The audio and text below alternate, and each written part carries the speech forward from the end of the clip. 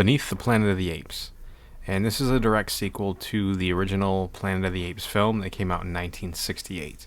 This film starts out touching base on everything that went on with the previous film and just kind of brings you up to speed. What I really like about this is that it kind of shows you what happened to Taylor after he visited the Statue of Liberty and, where he went from there with Nova. And it was nice to have him back. And I know he didn't want to be in the sequel, but he ended up agreeing to it. We do get Zira back. Also, Cornelius, who is played by a different actor, but you really can't tell too much of a difference with Roddy McDowall and the guy that plays this one.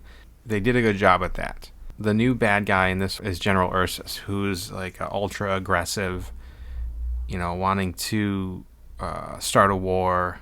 And we get the return of my favorite character, Dr. Zaius, back, so it was nice to have him in the sequel as well. And this one stars James Franciscus as Brent, and he actually looks like a younger version of Charlton Heston. Overall, the movie is good.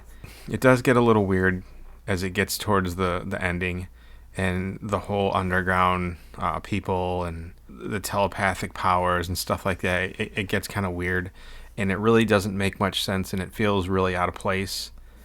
Until I watched the other films, it did help put a little more context to the ending of this film. So it made a little bit more sense after being able to watch all of them. I would say the weakest thing in this is the ending, but it's definitely a good movie.